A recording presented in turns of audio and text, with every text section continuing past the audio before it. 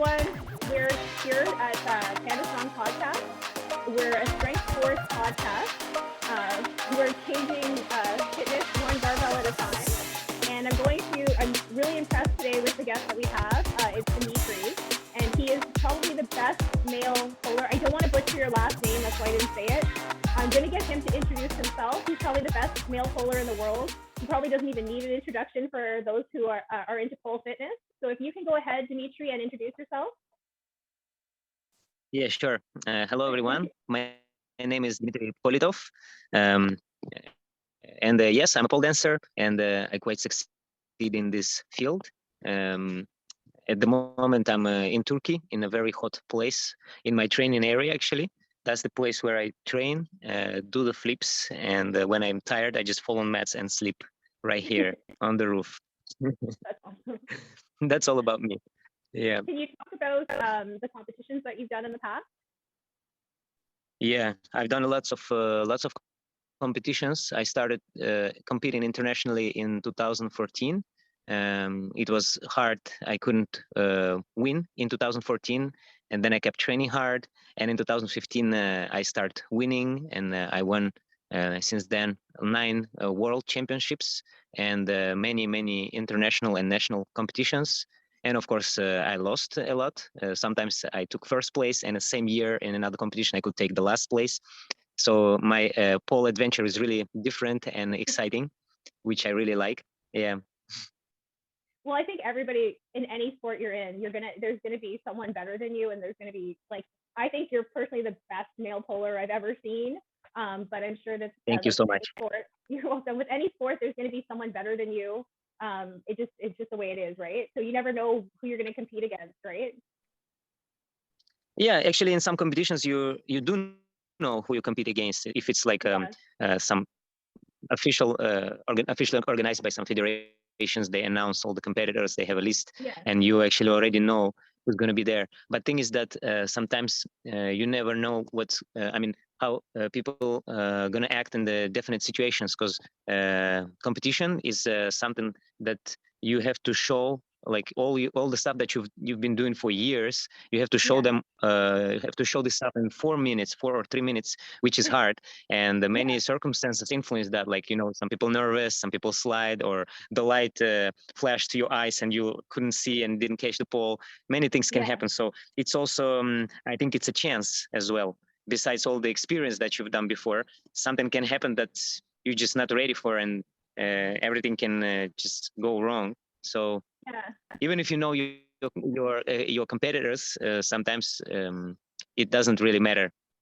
It's all about situation, and Yeah, exactly. I know I was at one competition in Toronto, and somebody put a different type of grip on, and it ended up making the pole slippery, and then the next person to go on almost fell. So things like that happen. Yeah. It's a very random thing happening in competitions. Yeah.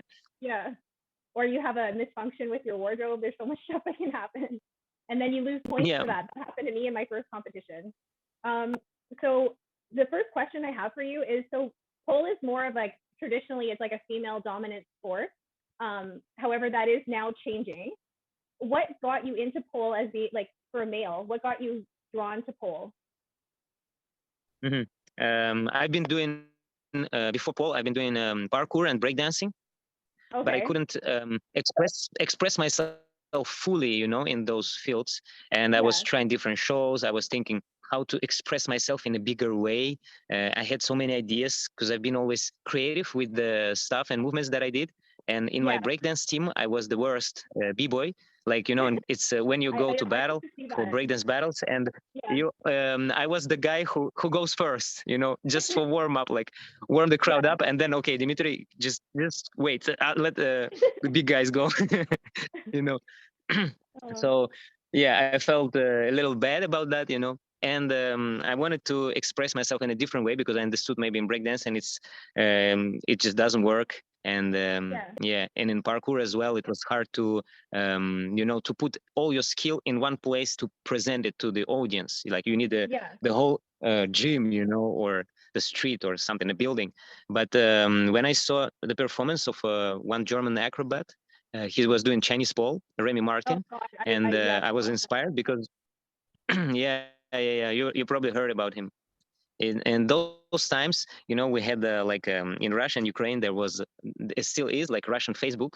It's called Yeah. VK, and there are many videos and music. And I remember his video was called "The God of Striptease."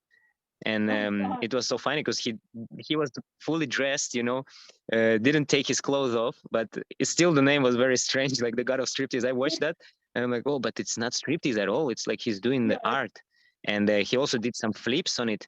And I'm like, oh my God, this is something I'm gonna do, because Yeah. I directly, when I saw the pole, I directly imagined myself doing the flips and all the stuff that I been accumulating for all the years, you know, in parkour Yeah. and breakdance.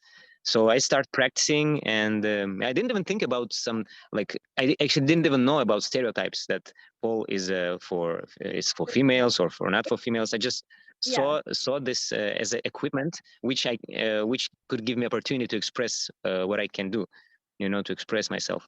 Yeah, that's amazing. I know parkour, like I can totally see like watching your videos where you have that parkour background. Like I've even seen you flip off I think it was a roof one time. Like I don't know if you remember that. Um, yeah, I Yeah, there's like a flip pole of on roots. the roof. Yeah. Yeah, Sorry. it's sometimes I do it. It's you know, the echo of the past. Yeah, I do a lot of flips, and actually, it's not a gymnastic way. It's more of a parkour way. Also, pole Yeah. is not. I mean, it's a bit different because the angles are different from gymnastics flips. Because on gymnastics bar, it's parallel to the floor. Yes. It's Yeah. because it's horizontal.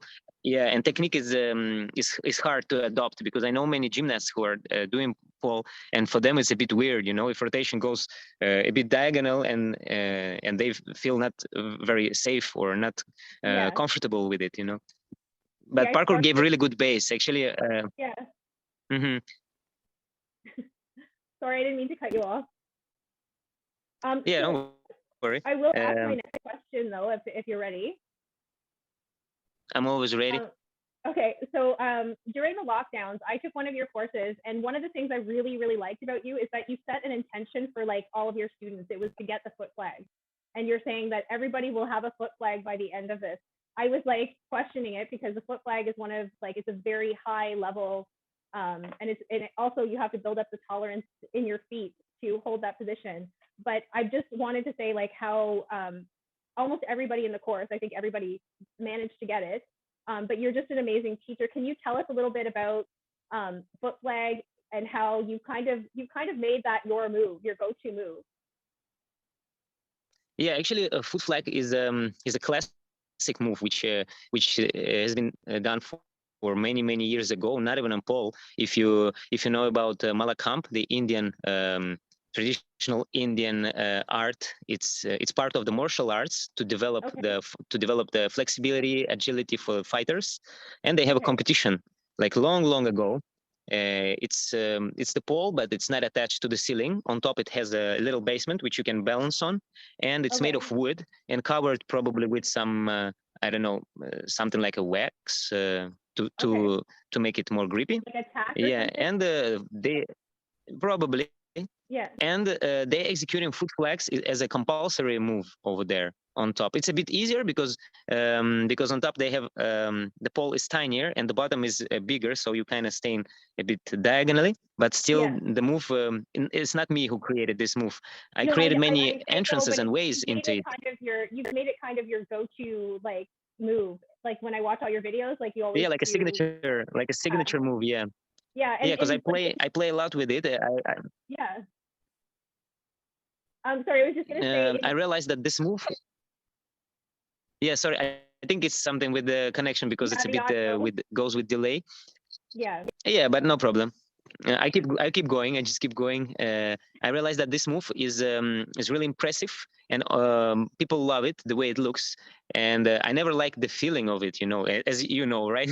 Yeah. Because it's a struggle. It's a lot of pain and yeah, pain resistance.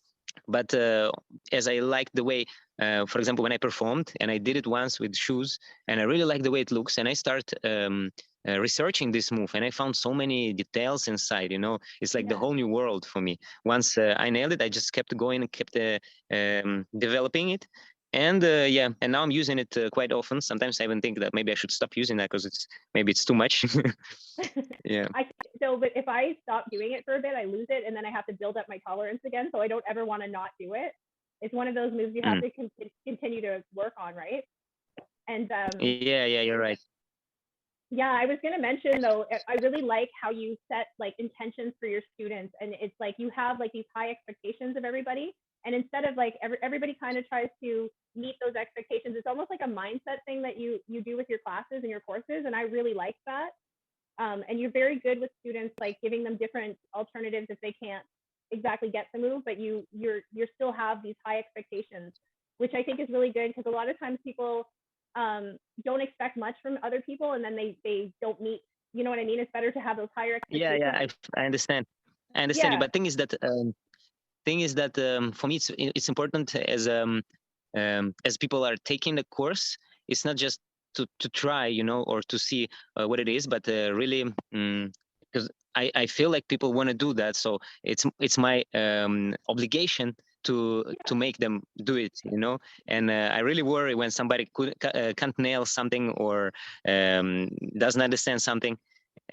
Of course there were students who couldn't do it, but they did they it, for still example, with progress. the bottom foot on the floor, at least with the bottom foot on the floor, because I had a student who couldn't even lift the leg up, like there was a lack of flexibility and Yeah. mobility, so that it was hard for her to lift the leg up. So we Mhm. worked on that, and of course we were not talking about like executing the full foot flag with the bottom foot Yeah. on the pole, but at least she did she improved the flexibility and could do it with the bottom foot on the floor, Yeah. Exactly. which No, was the goal. Yeah. yeah, and you're good at making progression. So my next Thank question you. is, I also know that you have done some commercials, including a Sprite one. Can you tell us about the different ways that you have promoted yourself? I actually did just one commercial for in Germany for Knoppers chocolate bar, Okay. but Okay. it was not for promoting myself. I was just invited as the pole athlete because they wanted a male pole athlete who can perform with pants, which was strange for me because I thought everybody can perform with pants, but they said no. It No, was hard to find yeah, yeah, because somebody. everybody uses their skin to stick, right? Like I know as a polar myself, like the less clothing, the more you stick to the pole. Yeah, but it depends which moves you do. Like if because No, they that's wanted to true. air walk, yeah, they Okay, wanted yeah, to air walk, like when you walk in Aisha, like yeah, through the flag, yeah. and That's one of my goals, flips. but I can't do it yet. Yeah, it's all about building strength. It's just need to be consistent with the trainings, and it may take, I think, a week or a few months, and you will do it if you really focus. Yeah, But yeah, for that commercial, it was a very interesting experience, and yeah, and I did for Cirque du Soleil, but it was not like TV commercials. It was more the promo videos for advertising the event on the show when I worked there in Malta. okay. Yeah, and that's it. Oh, That's all my commercial okay. experience. That's all your commercial. I thought I saw a Sprite commercial with you on it. Maybe I'm wrong. It was like years ago. Sorry, I thought I saw a which ones? commercial. It was like a Sprite commercial. Spray commercial. Sprite, like a pop. You know the pop, Sprite. Yeah. I thought I saw a No, no, commercial. I did. Okay, I thought it was you because it was like a crazy polar, and yeah, it looked like you. Hmm, Anyway, sorry, I maybe. didn't. Maybe. Anyways, can you describe what you do on your on season and what your off season looks like for training? So if you're not training for a competition, what do you do off season versus if you're training for a competition? Actually, at the moment, that's what I do because I don't have upcoming competitions. I mean, there is competition, but I'm a bit injured and I can't do the moves which I would like to perform in competition. But I still Okay. practice, and I always do a research. It's like a laboratory, every Yeah. day. I don't drill the moves. Sometimes, I mean, I drill. It depends on the mood, but Yeah. mostly I create the new ways, new moves, research the pole and my ability. That's it. And I never have a definite schedule for that. Like, if I don't want to train and I feel like, for example, I'm too sore, Yeah. I just don't do that. Or I play with the pole to not use the muscles or which I may injure, or some Yeah. dangerous stuff. I just play or dance. So mostly it's all improvising and researching. That's what I do. And sometimes if I'm too much possessed with the move, for example, recently I was trying to clap my hands while holding the flag. Like you hold the flag and then you Yeah. keep up and clap your hands and catch the flag back. Oh So my I God. thought it would be so easy. Yeah, I thought it would be so easy. And one day I tried, I clap, and then I just can't catch the pole back. So, Oh no. and I was like, this is when possession comes, you know, and you start drilling it. Then it's because it's hot here and you Yeah. sweat a lot, and then you just slide and you can't do nothing. So it took me a few days to nail the move. And I realized that I've been training like many hours just trying to nail it. When you Yeah. record, you know, you record each try, each attempt, and then when you check how many tries you did, then you realize, oh my god, is the memory is full right now. There are like 90 videos. Yeah, so that's the way I do. So I don't make like a special plan, you know, like for example, right now I will train 3 hours. No, it just if it happens, it happens. Yeah. And you're busy with your pole camp. That's the next question I was going to ask you about. Is you have pole camp that you promote on social media, and it's in Turkey, right? Can you tell us about it and what students can expect if they decide to go, and how they can find you to go to that pole camp? Yeah, actually, all the promotions I do are on Instagram, in my page and on the page of the camp itself. And Yeah. yeah, and it's happening in Turkey in a very different place. I mean, because Turkey also is the country which has definite stereotype, you know, in people's mind. Because Yeah. for example, for Europeans, Russians, Ukrainians, Turkey is the place of parties and fun and a lot of alcohol and drugs and stuff, like where you come and just, you know, get crazy. But Yeah. this place is different because it's a village and it's surrounded by a range of mountains. And the beach is protected by UNESCO, and it's actually sponsored by UNESCO because there are turtles coming, and Okay. they they put their eggs in the sand, and there is a turtle police here which takes care of them and volunteers. So they're not it's not allowed to drink alcohol there and not allowed to throw trash because they clean it, and they're very strict about that. After like during the season from the end of May until the end of August, it's not even allowed to go on the beach after 9 p.m. because Okay. you Because may of the disturb turtle. turtles. Yeah, Yeah. yeah. So party people don't come here. I mean, my students sometimes we party. I mean, all the time at the end of the camp we party, but it's not something like, you know, the crazy big things which can be Yeah. dangerous or you know. Well, you don't So want to be it's you don't want to very be doing flips and stuff when you're drinking alcohol. Like that would be a bad combination. no. Actually, that's what we do, and that's a Oh, good do you? combination, I think. Oh, really? I was Yeah. thinking it would be bad, like fall on your head or something. But you have big mats No, I anyway. mean, I've seen your mats and stuff. yeah, we come, we train. Actually, I stay here all the time, and when the groups come, we have 10 days of a camp, 2 days training, 1 day off, and on the day offs we go to the boat trip. We visit different lagoons by boat. We eat on the boat, and I have a Awesome. water pole, and you can do Yeah, rafting on the water pole if I've you. seen your videos. It's awesome. Yeah, those who are not scared of rafting, they do rafting. Those who are scared because it's moving, shaking, and there are waves, then we just stop different places and take shots of videos and just have fun. It's like a water polo sessions that we do there. And yeah, we have many things to do here, like air track. I upgrade the garden here. There is a orange garden over there, Okay. and I had in winter I had to replace some trees to open the area to make it bigger. I put the fake grass over there to make it more flat. Put the air track 12 meters so you can tumble, different acrobatics. And right now we are in the process of building the 5 meter pole and the other poles with the construction and the foam pit, which is gonna help those who, for example, it's more. I mean, this camp is more about flips because we do different stuff according to the people's level, but mostly people come for flips, you know, to do this stuff which they not taught at their schools where they train, for example. Because I focus Not the on level. flips a lot. Definitely not the level that you're doing flips at. Like I've taken classes in flips, but it's not the same as like yours. You know. Yeah, I have a long experience, like long flip experience on the pole, and yeah, actually, that's a good point to come here if you want to do flips. So there will be a foam pit where you can land if you land on your neck, for example. Even with Yeah. mats, it can be very bad. But with the Yeah. foam pit, you don't care. You can just dive and do whatever. So that's what I'm constructing right now. Yeah. So it's kind of like my playground, you know, which I was dreaming about when I was training. But I had the studios, but in studio you can't really do that. I had different places, but here I have everything I love. So like literally, I do what I always wanted to do. And That's awesome. probably this attracts people as well who also had same ideas, you know.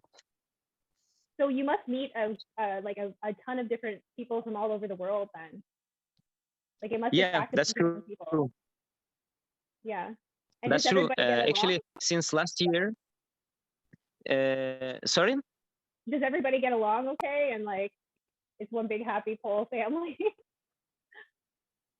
Yeah, actually, I have students who already been coming for 8 or 10 times already. Like they just Oh come wow. each camp, and I'm like, okay, yeah.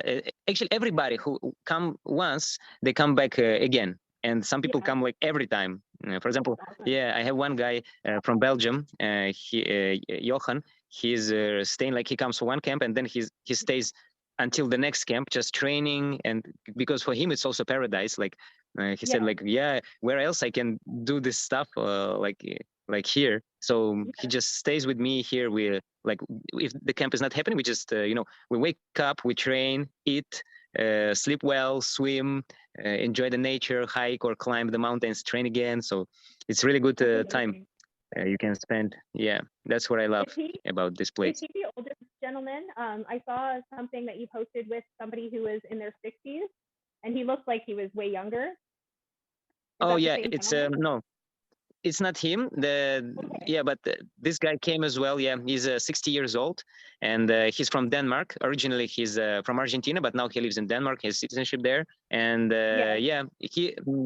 he's been to my not to my camps. He's been to the camps where I was teaching, where I was an instructor back in the days.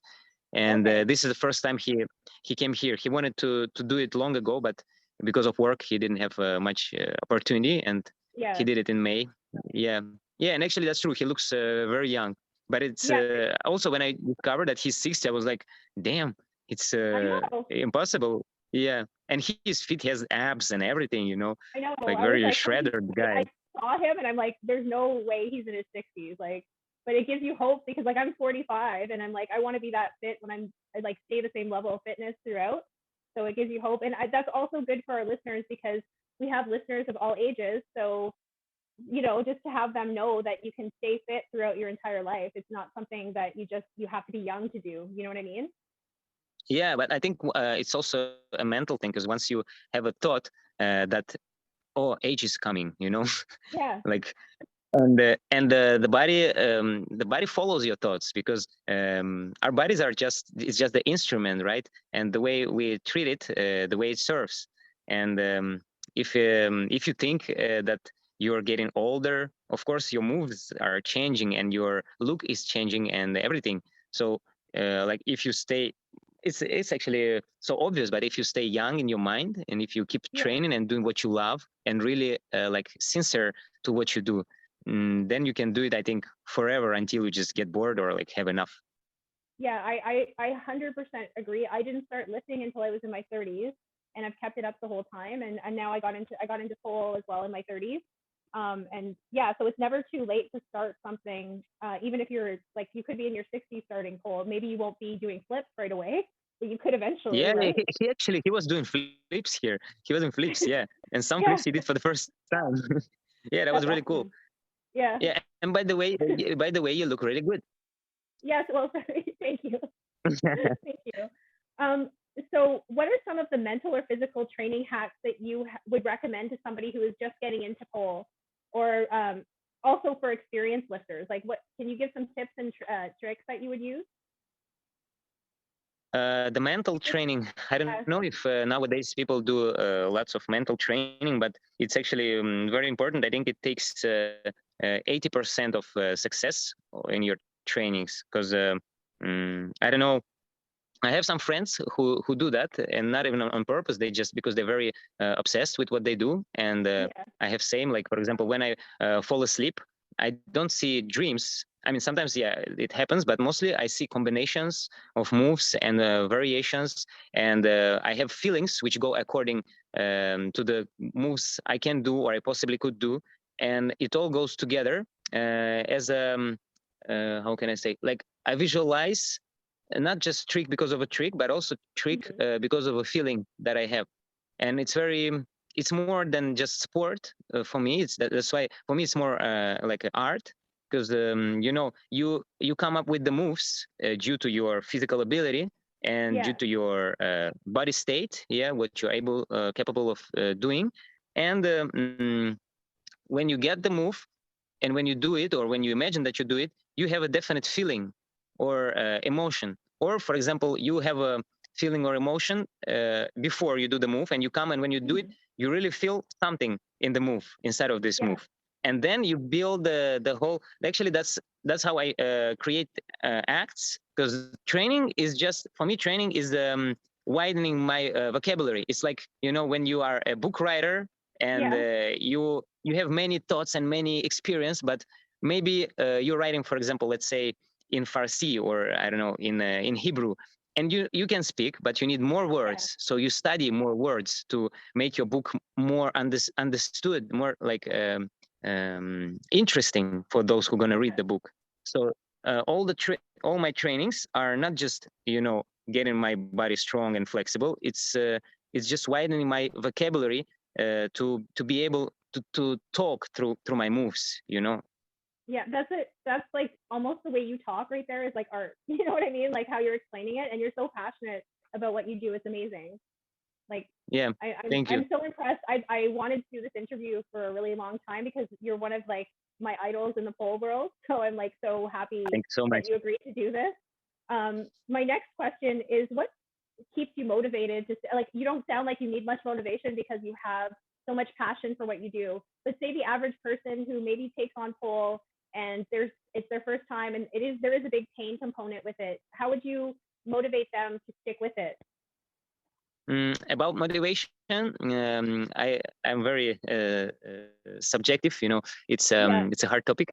Okay, let me say. I would say like this: if you see something, like if you see the pole and you like and you want to try it, you go and try, and even if something doesn't work, for example, when I came, also many things I couldn't do. Like actually, not many things I couldn't do. Nothing. I couldn't do nothing from what I saw. That's why I had to do something that at least my body able to do. And if you really like it, you're just doing it. But if you feel like you need motivation, it means that you probably not really want to do that. So probably you just should skip it and find something else. Yeah, no, in my opinion. I just think sometimes people give up on things too easily. Like, I know if I would have given up on my first class, I wouldn't be to the level I am now. And I'm not at your level, but like, I just find the more you stick with something, you're going to get there. You know what I mean? Like, not everything comes natural to people. Yeah. So. Yeah, you're right. Sometimes, for example, if you have a purpose, for example, for me, purpose is just my wish. And I think wish is the strongest instrument. If you want something, you don't care, like whatever, if it's painful or if it's, I don't know, if you have injuries. Yeah. But, and you're ready to sacrifice, because people want things in their life. You know, some people want a house, a car, money, and I don't know, a good wife or a good husband, and they do everything to get it. Doesn't matter which way. And if they give up, I mean, I wouldn't call it give up. I would say they just maybe don't want it. If they ask sincerely themselves. Yeah. When you want something, you will just get it, or you will be on the way of getting it, and you will discover many more things which maybe you didn't plan before, but they are awesome too. Yeah, exactly. That's what I like about pole. If you can't get one trick, there's always more you can work on, and then you have to come back to the other ones. You know what I mean? So. Yeah. And I also think that if you go, because I had a different pole experience in the beginning. I didn't have a teacher. I never had a teacher, and nobody told me what to do. And I was completely free in what I'm doing. Yeah. But I know that some people come to classes and they have a teacher, and it's also very important who teaches you, because if you really trust, because of course if you come, you trust your teacher, and the teacher has to see not just the client, but has to see the the ability, the hidden ability, and to see the wish of the person. And if you get, I wouldn't say wrong teacher, but if you get a teacher who gives you stuff which you're really like unable to do, for example, if I come to pole classes, I would probably give up too, because I wouldn't be able to do the stuff that they teach there, you know, like the flexibility stuff. I gained it with the time, but still it's really hard for me, you know, so I have to adopt and do different stuff. Yeah, I know. I know you're very strong, but also very tight like me. Yeah. So I have to work on the flexibility stuff. I mean, I'm better than some people, but you know, we all have our weaknesses and our strengths, right? So it's good that pole has that. Like they have the strength component, flexibility, agility, cardio. If you're doing a routine, like it's very multi like factored, and you get so many different aspects of fitness doing pole fitness, you know. And I think people don't realize how exactly. like how many components it is, you know, and how it can actually improve other sports. Like I feel it can anyway. Like it has to be the individual approach. Yeah, that's true. And for example, I know there are moves like I don't know, Rainbow Marchenko, which is for example, you know that move. Everybody knows that move, but crazy. It's something that I wouldn't be able to do at least for 10 more years or maybe more. Yeah, and but I had a student when I had studio in Ukraine. I had one student, the girl. She came, very young girl. She was like, that time she was like 19 years old, and she came to my class, and I teach her the basic. I show one move, another move, and she was quite bad. She was not strong. She couldn't do this, that, and I tried to see what would fit her, you know, like to not, because I understood if she can't nail nothing, she will just maybe quit and give up. And then on the stretching, like after the class, we did like 15 minutes, you know, like cool down and stretching. And I see she's like really flexible. And I said, did you do something before? She said, no. I said, maybe gymnastics, but I see her lines are not very good. Like, you know, gymnasts, they have good lines, or rhythmic gymnastics, they have good lines, or ballet. But no, she's just very flexible naturally. And then when she arch, I see her back is insane. I said, oh my God, you're so flexible. She said, yeah, I could always do that. Like it's her natural ability. And then I realized, okay, that's what you need to work on. And I said, okay, from next class, I give you different tasks. And actually, her third class, she could do the Rainbow Marchenko already, because it was like, she said, oh, it's so easy, thank you. Oh my God. Just thing is that I couldn't show it. I said, okay, I will not be able to show you, but I can place you and explain how to do it. So. But that's what makes. And then she started developing that part. Mm-hmm. But I do believe that that's what makes people good teachers. You may not be able to do the move, but you can explain it, and you're able to help the person achieve it if you see potential in them to get it.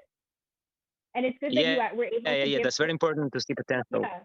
And it's also good that you were able to give her a sense of accomplishment, even though she couldn't do some of the other moves. Like, and that's another good trait of a good teacher, that you make them feel successful, even if it's just a little bit of success, even if they're just improving that little bit, you know?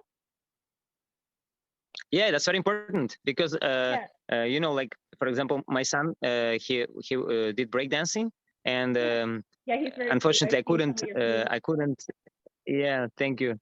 I couldn't assist all of his battles, but he was competing, and each battle he was losing. And the last time he lost to a gymnast guy, and it was quite not fair. But you know, because he didn't get nothing. Like when you do something, you whether want appreciation or you have some targets, and when you don't get those targets, of course you quit, because you ask yourself, why would you do that then? So he quit, and since then, because he lost like 3 or 4 battles, and then he didn't like breakdance anymore. Which is sad. And now I understand, like I just parkour. I thought I saw some of your videos with him doing like crazy stuff. Yeah, but we don't really do, like, you know, I don't teach him parkour. Just when he says he want to jump, I said, let's jump. And and when he says, I want to do this flip, I said, okay, let's do it. And it's hard to teach him, because when I start explaining, he gets bored. And I understand he just wants to have fun, so we're just having fun. For example, the wall flip, we were just running. He watched some movie, and they were the Venom when he jumped from wall to wall, run up the buildings, and he wanted to be like Venom. And we just started running up the walls there and back. And then I said, oh, maybe, and also you can flip. He said, oh, really? I said, yeah, let's try. And I just spot him, not spotting. I was just lifted him and turned.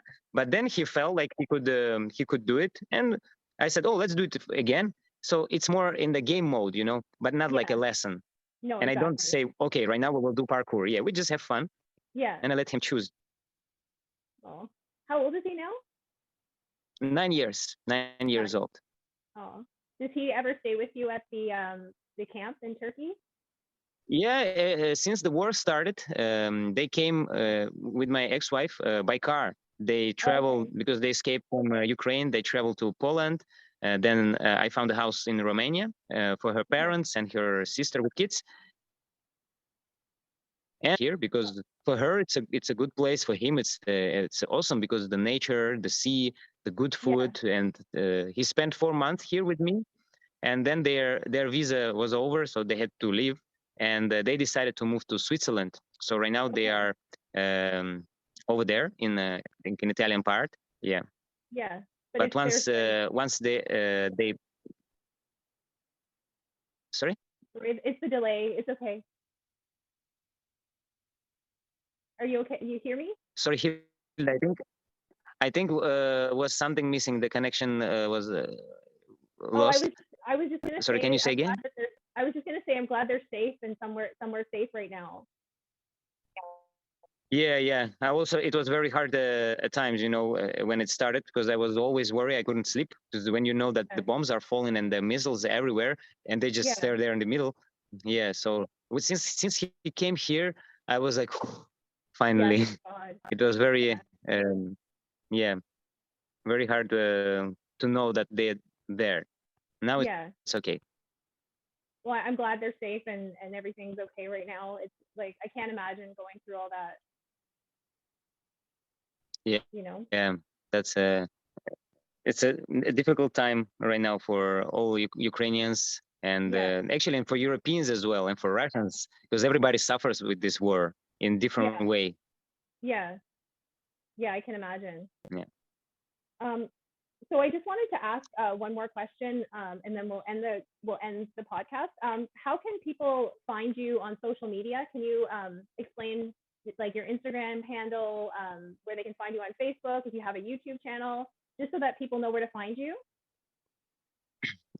Actually, I have it all, but I'm mostly using Instagram a lot. Yeah. And I should have written it on paper to show it right now. It's you just type Dmitry Politov, and you will see. It's easy to find. Yeah, that's it. I have a YouTube channel as well, but I don't post too much over there because I don't know. Instagram exploded once, and I realized that I should stay there, so it's working well. And then you also have your pole camp on Instagram as well. What's the name of it again? Pole camp name is Politov. My surname Politov Pole Camp. Easy. Okay, but actually, if you once you find me, you will find the pole camp, because in every post I tag the location and I tag the camp and I advertise it.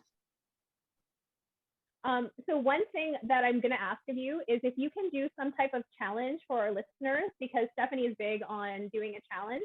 It doesn't have to be long. It doesn't have to be crazy. Just some kind of easy challenge for our listeners, or you could even do just a crazy little video for us to post so that we can promote your show on the podcast. Would that be okay? Yeah, that would be okay. Do you want me to do something right now? I don't know if I don't think we'd be able to see it right now, but maybe if you could send us something quick, like later on. It doesn't have to be today. It can be this week. It's just some type of challenge for our listeners to look at and see, and then they can attempt it as long as it's safe, or Okay, so not something like jumping from the third floor or from building to building. Okay, so should it be with the pole or just anything? It could be anything. It can't be with the pole. Not everybody has a pole at home. If you want to do something on the pole, that's fine. If you want to do something like gymnastic wise. Okay, I have a challenge. I have a challenge for your listeners, because I think everybody, if not everybody has pole, everybody has a wall. So I will do the wall challenge. Yeah, just do Yeah. something a little bit easier, not like a flip off the wall like Venom. I don't want anyone No, getting no, no, hurt. not. Actually, I can tell you. I can tell you right now because each time my students are coming here, and sometimes we do that, and some people can, some people can't. Is Yeah. you lean on the wall with your back, you put your Okay. heels against the wall, and stay flat with your back, Okay. and then you have to touch your toes with your hands without falling forward, which sounds really easy, but in reality, it's it's not not. easy at all. Yeah. Yeah, it's about the toe strength, about the pike flexibility, maybe a little bit, and about the core strength and your abs. So yeah, it's very interesting challenge. I will Yeah, record so it for you. yeah, please do, and then send it to me, and then I'll send it to Stephanie, and then we can have it edited and send it on our Instagram and our social media so that we can have the listeners have it. I really want to say thank Easy. you. I want to say thank you for doing this. I am so in awe of you, and I really want to go to your pole camp one day. It's just hard for me living in Canada and all that, but one day I'm planning on going there. I promise you. So I'm so happy you're you're always here. welcome. You're always welcome here. Thank you. Thank you. Yeah, so do you have any parting words for our listeners? Yeah, I can say very simple thing. Just find something that you love and upgrade it and fill it in with more love, because then it will bring incredible results wherever it is. Thank you so much. I'm gonna stop this now.